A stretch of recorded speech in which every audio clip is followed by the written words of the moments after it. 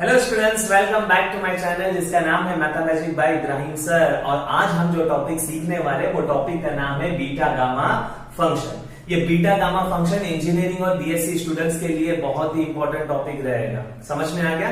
तो शुरुआत करते हैं भाई बीटा गामा फंक्शन। सब में पहला समझ लेते हैं भाई ये बीटा गामा फंक्शन है क्या। समझ में आ गया? फिर अपन देखेंगे इसको यूज कैसे करते हैं और फाइनली इसके बेसिस पे हम लोग क्या करेंगे, सॉल्व करेंगे। तो स्टार्ट करते हैं बीटा गामा फंक्शन। समझते हैं कि भाई ये बीटा गामा फंक्शन है क्या। तो भाई ये बीटा गामा फंक्शन क्या है? तो भाई बीटा गामा फंक्शन क्या है? टेक्निक है, एक तरीका है, एक मेथड है। काय का मेथड है? इंटीग्रेशन सॉल्व करने का। समझ में आ गया ना? अच्छा, आप लोग मेरे को बोलोगे सर हम लोग को तो इंटीग्रेशन सॉल्व करने आता है। हाँ, आप लोग ने 11-12 में इंटीग्रेशन सीखा रहेगा, लेकिन कुछ ऐसे क्वेश्चन आते हैं इंटीग्रेशन की जो 11-12 की टेक्निक से सॉल्व नहीं होते या आपको बहुत भारी पड़ेगा। ऐसे टाइप के इंटीग्रेशन आप इजीली सॉल्व करोगे थ्रू बीटा गामा। समझ में आ गया? पक्का याद रहेगा। इंटीग्रेशन सॉल्व करने आता है, लेकिन कुछ ऐसे इंटीग्रेशन होते हैं जो 11-12 की टेक्निक से सॉल्व नहीं होंगे। ऐसे इंटीग्रेशन आप लोग बीटा गामा से क्या कर सकते हो, इजीली सॉल्व कर सकते हो। समझ में आ गया? तो भाई a technique to solve typical type of integration. समझ में आ गया? तो भाई बीटा गामा फंक्शन क्या है? मेथड है, टेक्निक है जिससे आप लोग इंटीग्रेशन सॉल्व कर सकते हो। समझ में आ? लेकिन इधर एक वर्ड लिखा हुआ मैंने, कौन सा वाला? Typical type. टिपिकल टाइप बोले तो आप मेरे को कोई भी इंटीग्रेशन दे दो और बोलेगा बीटा गामा से सॉल्व करो, तो पॉसिबल नहीं है। बीटा गामा का भी कुछ लिमिटेशन है। क्वेश्चन ऐसे ऐसे दिखाई देंगे या इन लोग के फॉर्म में दिखाई देंगे तो इन लोग इजीली सॉल्व कर सकते हैं। समझ में आ गया? पक्का याद रहेगा। तो एकदम बेसिक अगर ले मैन लैंग्वेज में मैं बोलूं बीटा गामा क्या है, भाई एक तरीका है, मेथड है जिससे आप लोग इंटीग्रेशन सॉल्व कर सकते हो। समझ में आ गया? पक्का याद रहेगा। मैं आगे बढ़ता हूं, ध्यान से देखो। दो टेक्निक आपको सीखने का, बीटा फंक्शन और गामा फंक्शन सीखने का है। लेकिन बीटा और गामा में आपको पहला क्या सीखना रहेगा पता है क्या? आपको सीखना रहेगा गामा फंक्शन, पहला सीखना रहेगा और फिर सीखना रहेगा बीटा। देखो लिखते टाइम बीटा पहले लिखते, गामा बाद में लिखते, लेकिन सीखते टाइम पहले गामा फंक्शन सीखना पड़ता है, फिर बीटा फंक्शन सीखना पड़ता है। क्यों पता है क्या?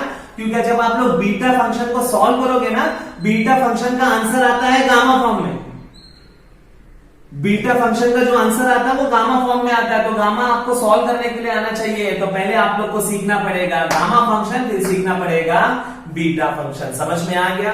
पक्का याद रहेगा। तो स्टार्ट करते हैं टॉपिक गामा फंक्शन।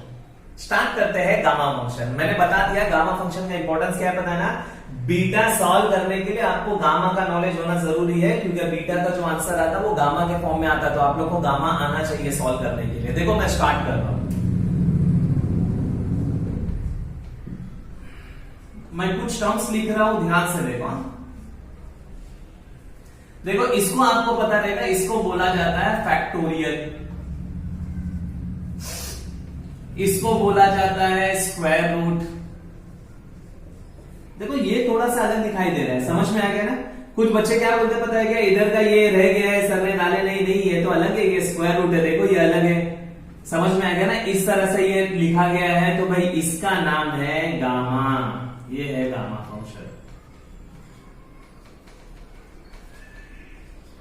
ये है गामा ऑफ 3। समझ में आ गया ना? अब अपन को सीखने का ये सॉल्व कैसे करेंगे बेसिक, बाद में मैं बताऊंगा definition of gamma function, gamma function के बेसिस पे क्वेश्चन कैसे सॉल्व किया जाता है, वो सब बात की बात है। लेकिन एक चीज आप लोग याद रखो, आप जब बीटा फंक्शन सॉल्व करोगे तो आपको आंसर ये फॉर्म में आएगा, गामा सॉल्व करोगे तो आंसर ये फॉर्म में आएगा। तो सब में इंपॉर्टेंट बीटा गामा फंक्शन में इसकी वैल्यू फाइंड आउट करने को आपको आना चाहिए। बोले तो गामा फंक्शन की वैल्यू फाइंड आउट करने को आपको आना चाहिए। तो बात करते हैं गामा फंक्शन की वैल्यू। नोटेशन याद रहेगा, ये ऐसे एक्सप्लेनेशन जो उल्टा रहता है एक्सप्लेनेशन, उसको फैक्टोरियल बोला जाता है, इसको स्क्वायर रूट, और ये फॉर्म में अगर रहा तो इसको बोला जाता है गामा, गामा ऑफ 3। सब में इंपॉर्टेंट है, इसकी वैल्यू सॉल्व करने को सीखेंगे। तो ध्यान से देखो, मैं स्टार्ट कर रहा हूं कैसे वैल्यू सॉल्व करते हैं। जब भी आपको गामा की वैल्यू फाइंड आउट करने का ना, तो देखो स्टैंडर्ड है गामा ऑफ n+1 रहा ना, गामा ऑफ n+1 रहा, it can be written as n gamma of n। प्लीज याद रहेगा, मोस्ट इंपॉर्टेंट चीज मैं बता रहा हूं, बाद में अपन शॉर्टकट्स वगैरह A to Z सीखेंगे। समझ में आ गया ना? Gamma of n+1 is equal to क्या होता है? n gamma of n। तो सब में बेसिक में क्या बता रहा हूं पता है क्या? अगर आपको गामा सॉल्व करने का है तो गामा के अंदर आपको +1 के फॉर्म में होना चाहिए, तो ही आप सॉल्व कर सकते हैं। अदरवाइज सॉल्व करना पॉसिबल नहीं है। प्लीज याद रखो, अगर मेरे को गामा ऑफ 3 बोला ना, डायरेक्टली इसका आंसर नहीं आएगा। n+1 के फॉर्म में चाहिए, तो फिर जो n है वो लिखने का, फिर अंदर भी क्या लिखने का n। मैं एग्जांपल ले रहा हूं, ध्यान से देखो, हर एक चीज मैं बताऊंगा। एग्जांपल, कोई मेरे को बोलता है गामा ऑफ 4 फाइंड आउट करो, तो गामा ऑफ 4 फाइंड आउट करने का ना, तो प्लीज ये फॉर्म में होना चाहिए। गामा के अंदर ये फॉर्म होगा तो ही सॉल्व कर सकते हैं। तो 4 को आप लोग लिखो +1 के फॉर्म में विदाउट चेंजिंग इट्स मीनिंग, तो कितना आएगा बताओ? 3+1। देखो गामा के अंदर जिसकी भी वैल्यू फाइंड आउट करने का वो +1 के फॉर्म में होना चाहिए। तो ये 4 को +1 के फॉर्म में लाओ विदाउट चेंजिंग इट्स मीनिंग, लेके आ गए। हाँ, अब भाई ये क्या हो जाएगा पता है क्या? सॉल्व हो जाएगा। देखो इसको आप लोग सॉल्व कर सकते हैं। इसको गामा ऑफ 3+1 क्या होगा बताओ? गामा ऑफ n+1 क्या होगा? n गामा ऑफ n, तो ये कितना होगा? 3 गामा ऑफ 3। समझ में आ गया? पक्का याद रहेगा। अच्छा, अब इसका आंसर तो आप लोगों को आ गया है। अब इसको सॉल्व करने का, तो वापस इसको अभी मैंने बता दिया, गामा के अंदर +1 के फॉर्म में आना चाहिए। तो 3 को +1 के फॉर्म में लिखो विदाउट चेंजिंग इट्स मीनिंग, तो 2+1। Very good. अच्छा, अब ये सॉल्व हो गया। अब इसको कैसे सॉल्व करोगे? देखो n+1, तो देखो 2+1 कितना आएगा पता है ना? 2 गामा ऑफ 2। देखो 3 तो ऐसा 3 था, इसको सॉल्व किया तो 2 गामा ऑफ 2 ये फॉर्म में। अब ये 3 × 2 हो गया। समझ में आ गया ना? अब इसको सॉल्व करने का है तो गामा के अंदर वापस से +1 के फॉर्म में लाना पड़ेगा। 1+1 without changing its meaning 2 can be written as. अब ये कितना होगा? 3 × 2 × वापस देखो इसका क्या आएगा? n+1, n gamma of n, ये मेरा n है, तो ये कितना होगा? 1 गामा ऑफ 1। समझ में आ गया? अच्छा, अब इसको कैसे सॉल्व करेंगे? गामा ऑफ 1, तो गामा ऑफ 1 को सॉल्व करने की जरूरत नहीं होती है। गामा ऑफ 1 होता है 1, तो आप लोगों को टेंशन नहीं है, स्टैंडर्ड वैल्यू है। गामा ऑफ 1 कितना होता है? 1, तो ये हो जाएगा 3 × 2 × 1, आंसर कितना आएगा? 6। तो गामा ऑफ 4 होता है 6। समझ में आ गया? एकदम बेसिक में बता रहा हूं, तो प्लीज जो भी गामा का वैल्यू आप लोग को सॉल्व करने का है, ये एकदम बेसिक में बता रहा हूं। शॉर्टकट्स वगैरह अवेलेबल है, वो भी बात करेंगे, लेकिन बेसिक्स आएगा तो फिर शॉर्टकट मजा आएगा। तो जब भी गामा को सॉल्व करने का, गामा के अंदर +1 के फॉर्म में होना चाहिए। तो जिसकी भी वैल्यू फाइंड आउट करने का विदाउट चेंजिंग इट्स मीनिंग, उसको +1 के फॉर्म में लाने का। समझ में आ गया? +1 के फॉर्म में लेके आने का और इस तरह से क्या करने का? सॉल्व करने का। फिर इसको सॉल्व करने का, वापस इसको +1 के फॉर्म में लाओ, फिर उसको सॉल्व करो, इस तरह से आगे बढ़ने का। समझ में आ गया? पक्का याद रहेगा। लेकिन एक देखो शॉर्टकट की बात करता हूं मैं। गामा ऑफ 4 का देखो ना आंसर क्या है पता है क्या? 3 × 2 × 1। ये 3 × 2 × 1 क्या है पता है क्या? ये तो फैक्टोरियल है। किसका फैक्टोरियल है? 3 का। अगर मैं गामा ऑफ 5 सॉल्व करूंगा ना, तो इसका आंसर आएगा 4 × 3 × 2 × 1। तो देखा जाए तो ये क्या कहता है ना? 4 फैक्टोरियल। तो इन जनरल में एक फॉर्मूला बना सकता हूं पॉजिटिव इंटीजर के लिए। तो अगर तुम्हारा n है तो ये क्या होगा पता है क्या? 1 कम फैक्टोरियल। देखो ना, ये 5 है तो 4 फैक्टोरियल, तो n है तो n-1 फैक्टोरियल। समझ में आ गया? पक्का याद रहेगा। तो मैं इधर लिख सकता हूं, ध्यान से देखो, फॉर पॉजिटिव इंटीजर के लिए गामा ऑफ n क्या होता है? n-1 factorial. बोले तो जो भी गामा के अंदर है 1 कम फैक्टोरियल, उसका आंसर आएगा। अगर गामा ऑफ 6 है तो इसका आंसर आएगा 5 फैक्टोरियल, 1 कम कर देने का। समझ में आ गया? तो मैंने एक शॉर्टकट भी बताया कैसे सॉल्व होता है, और एक मैंने शॉर्टकट तरीका भी बता दिया आप लोगों को। तो भाई पॉजिटिव इंटीजर का भी टेंशन खत्म हो गया आप लोगों को। समझ में आ गया ना? अब मैं बताता हूं नेगेटिव इंटीजर का क्या आता है, जीरो का क्या आता है, फ्रैक्शन का, ऐसे हर एक चीज का आप लोग को सॉल्व करने के लिए आना चाहिए। प्लीज याद रहेगा ये। समझ में आ गया ना? इसकी वैल्यू फाइंड आउट करने का, पॉजिटिव इंटीजर है तो बेसिक तरीका ये है, शॉर्टकट तरीका है, इसमें से 1 कम कर देने का और वो फैक्टोरियल उसका आंसर आएगा। समझ में आ गया? ये तो बात हो गई पॉजिटिव इंटीजर के लिए। गामा का पूरा कंसेप्ट क्लियर करने का है, क्योंकि बीटा बोलो गामा बोलो आंसर ये फॉर्म में आएगा और ये आप लोग को सॉल्व करने के लिए आना चाहिए। समझ में आ गया? अब मैं बात करता हूं, ध्यान से देखो, नेगेटिव इंटीजर रहा तो क्या आएगा, जीरो रहा तो क्या आएगा, फिर फ्रैक्शन की, तो फिर कोई भी वैल्यू आप लोग को है आप लोग सॉल्व कर सकते हो। समझ में आ गया? ध्यान से देखो, फॉर नेगेटिव इंटीजर, ध्यान से देखो, अगर नेगेटिव इंटीजर है, if n is negative integer, therefore gamma of n is equal to infinity. याद रहेगा please?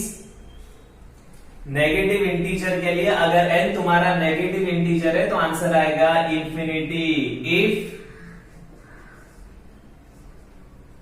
n is equal to 0 बोले तो n इक्वल टू इंफिनिटी। अगर n 0 है तो मैं डायरेक्टली बोल सकता हूं gamma of 0 is equal to infinity.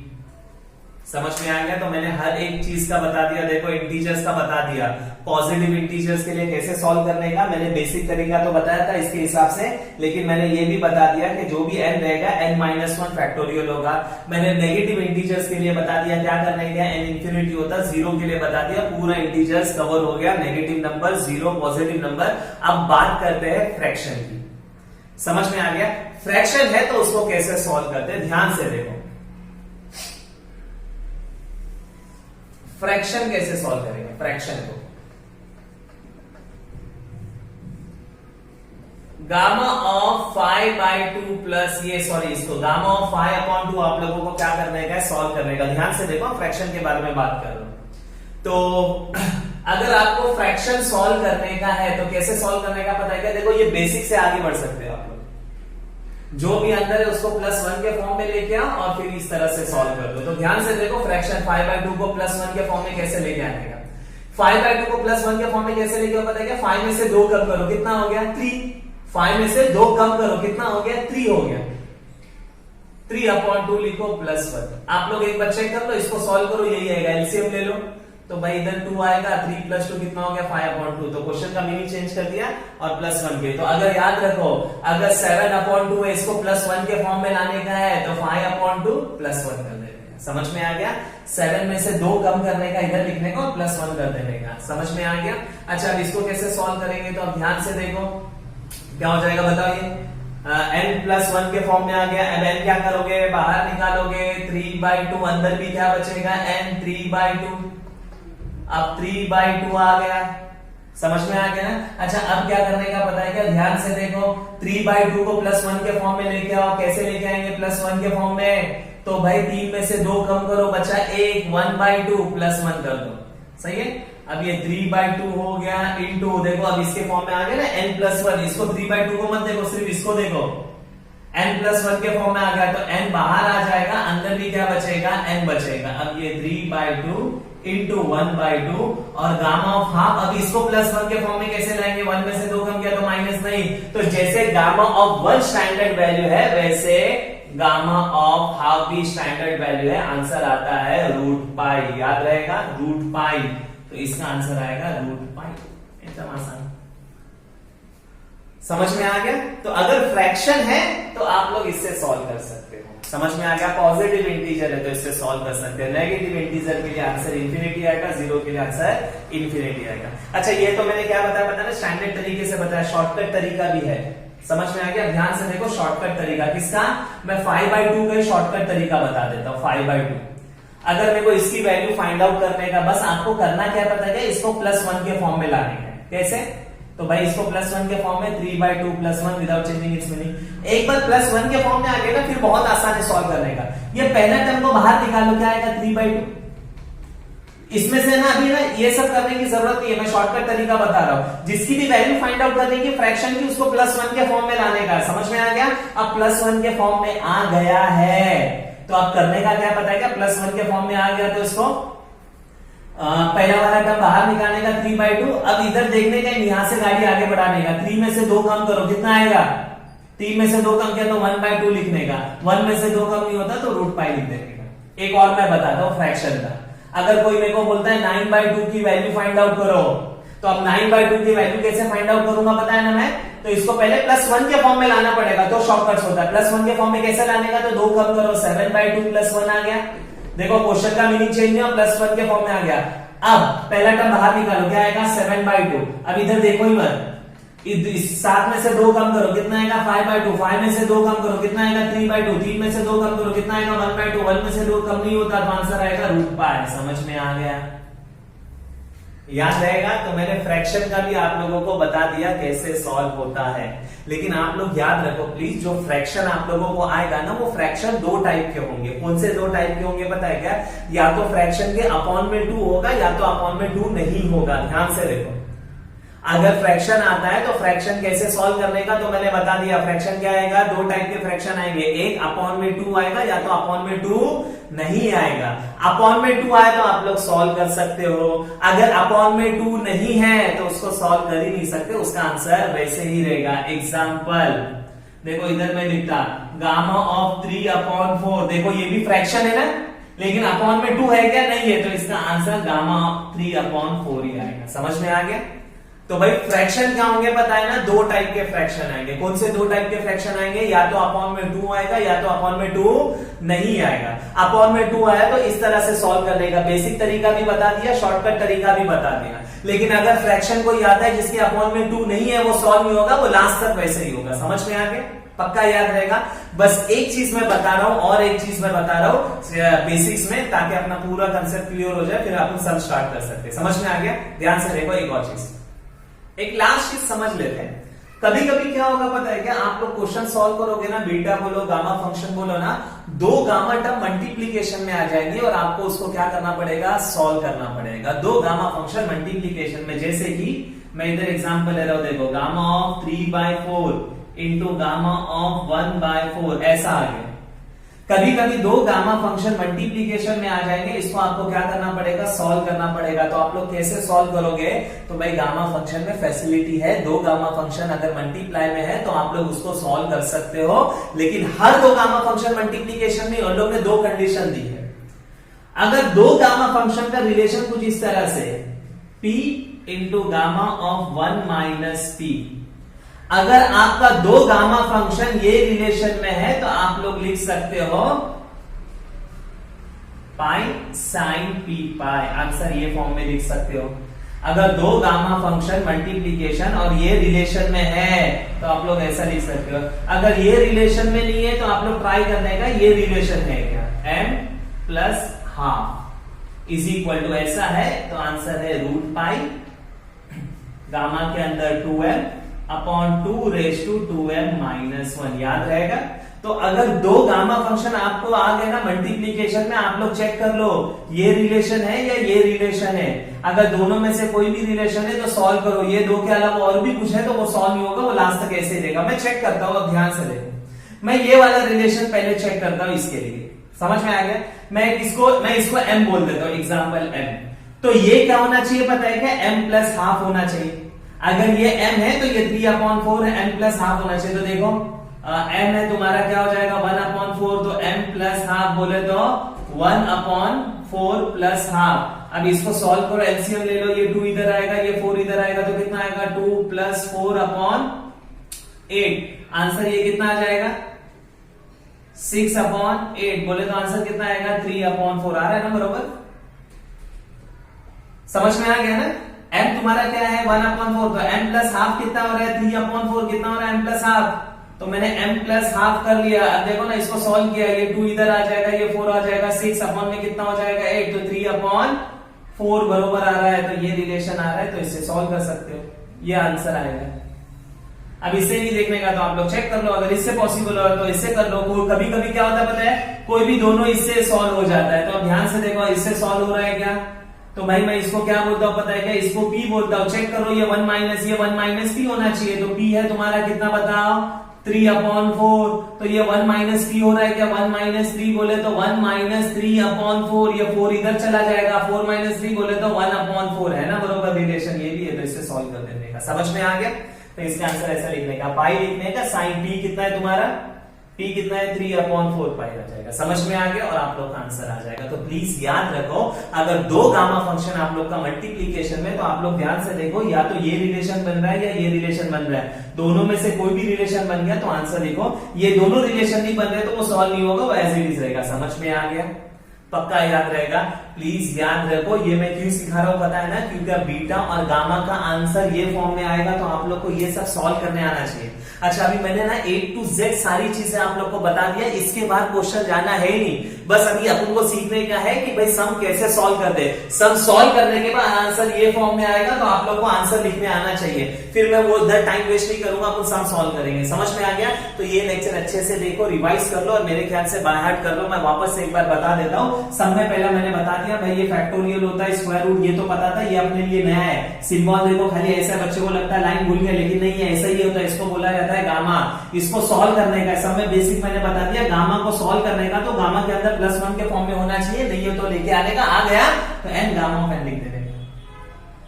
समझ में आ गया? ये तो एकदम बेसिक तरीका है, शॉर्टकट्स भी अपने पास अवेलेबल है। और मैंने बता दिया दो स्टैंडर्ड वैल्यू आप लोग याद रखो, गामा ऑफ 1 कितना होता है 1, और gamma of half, gamma of half कितना होता है तो भाई √π होता है। ये दो वैल्यू याद रखो।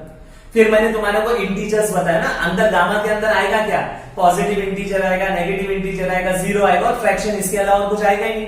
तो मैंने पॉजिटिव इंटीजर के लिए बता दिया कैसे सॉल्व करते हैं। पॉजिटिव इंटीजर सॉल्व करने का तो शॉर्टकट बता दिया, अगर अंदर n है डायरेक्ट शॉर्टकट n-1 फैक्टोरियल आता है। मैंने नेगेटिव इंटीजर्स के लिए बता दिया आंसर इंफिनिटी आता है। 0 के लिए मैंने बता दिया कि भाई आंसर क्या आता है, इंफिनिटी आता है नेगेटिव, और 0 के लिए आंसर इंफिनिटी आता है।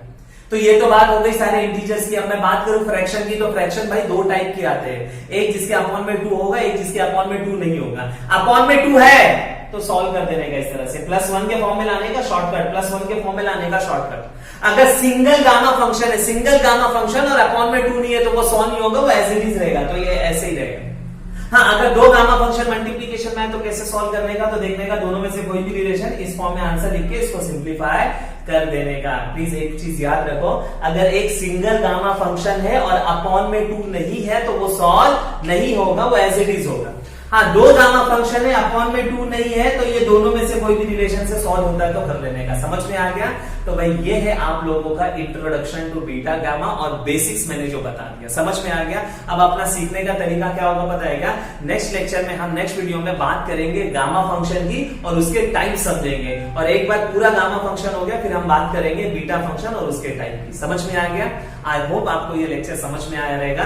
रिक्वेस्ट है आप लोग इससे अच्छे से इसको रिवाइज कर लो, प्रैक्टिस कर लो, ताकि जब मैं गामा फंक्शन स्टार्ट करूं तो प्रॉब्लम नहीं होना चाहिए। Thank you very much.